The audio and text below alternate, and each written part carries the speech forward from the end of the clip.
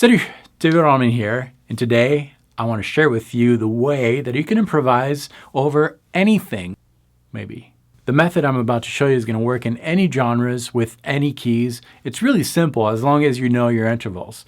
Let me show you exactly how it's done. Let's consider that we have to play over a backing track that goes from A Dorian to B Dorian. So it all starts with a backing track. We have a very simple groove, and I really don't need to know any of the chord names as long as I'm using notes of the A Dorian when the bass is playing A Dorian, and I switch to B Dorian whenever the bass is switching to B Dorian. Now this is where things get really interesting. When you improvise, you might be tempted to switch from A Dorian to B Dorian.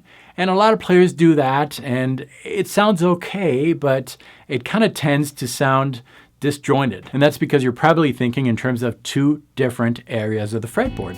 One area of the fretboard for A Dorian, another area of the fretboard for B Dorian. In this particular case, you can almost get away with it because A and B are only 2 frets apart. However, your ideas might still sound a little disjointed because you're using 2 different zones of the fretboard. To remedy that, we're going to start by looking at A Dorian on the full fretboard. So that's a lot of notes. I realize that.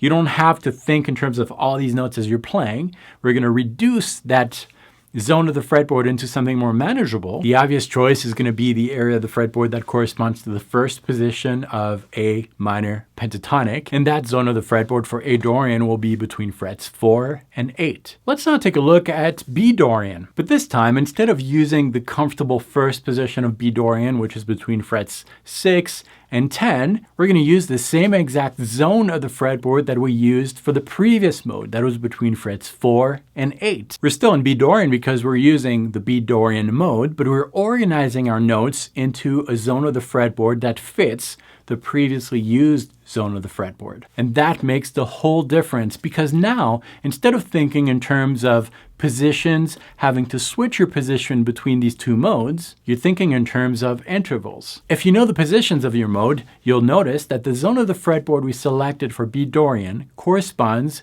to A Ionian. Now don't get confused. It's not because you're using a position that looks like A Ionian that you're playing in A Ionian. You're still in B Dorian because what are you playing over?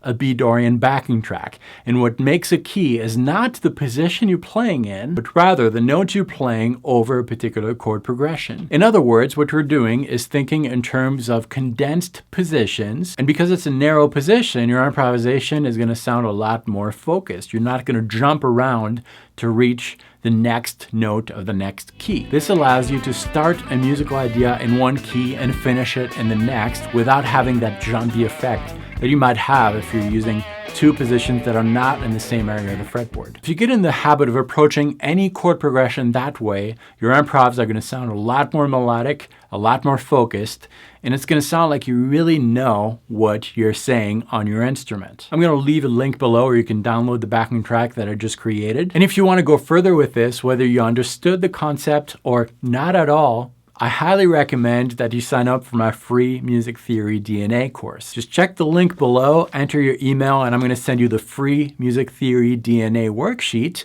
and I'll teach you how to use it. It's a very simple approach to music theory, and I think it might unlock some things for your playing. Yes, at the end of the Music Theory DNA course, I'm going to try to sell you my full-blown curriculum, which is the Guitar and Fusion curriculum.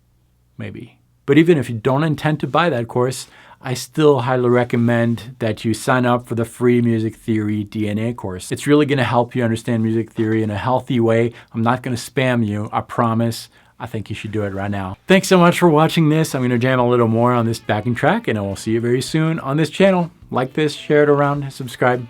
See you next time. City.